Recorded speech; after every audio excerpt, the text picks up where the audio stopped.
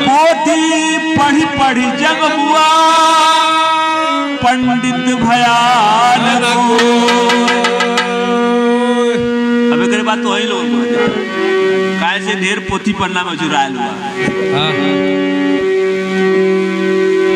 ढाई आखर प्रेम से पढ़े सो पंडित कि पढ़ना लिखना दूर कर पुस्तक दे उपहार। 52 अक्षर शोध के एक नाम लाना